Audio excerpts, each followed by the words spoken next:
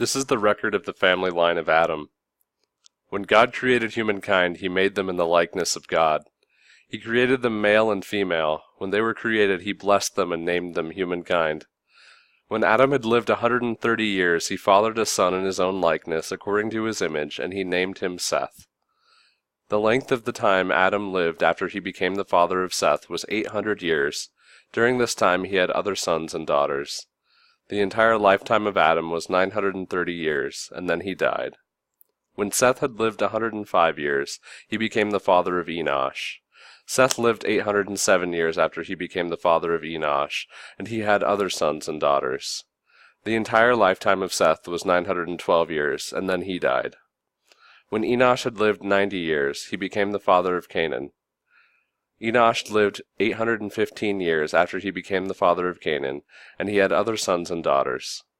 The entire lifetime of Enosh was 905 years, and then he died. When Canaan had lived 70 years, he became the father of Mahalalel.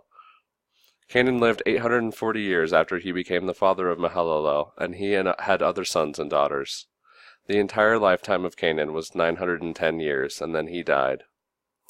When Mahalalel had lived 65 years, he became the father of Jared. Mahalalel lived 830 years after he became the father of Jared, and he had other sons and daughters. The entire lifetime of Mahalalel was 895 years, and then he died. When Jared had lived 162 years, he became the father of Enoch. Jared lived 800 years after he became the father of Enoch, and he had other sons and daughters. The entire lifetime of Jared was 962 years, and then he died. When Enoch had lived 65 years, he became the father of Methuselah. After he became the father of Methuselah, Enoch walked with God for 300 years, and then he had other sons and daughters. The entire lifetime of Enoch was 365 years. Enoch walked with God, and then he disappeared because God took him away. When Methuselah had lived 187 years, he became the father of Lamech. Methuselah lived 782 years after he became the father of Lamech, and he had other sons and daughters. The entire lifetime of Methuselah was 969 years, and then he died. When Lamech had lived 182 years, he had a son.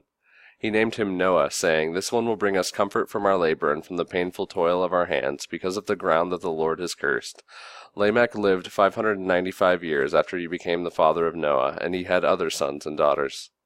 The entire lifetime of Lamech was 777 years, and then he died.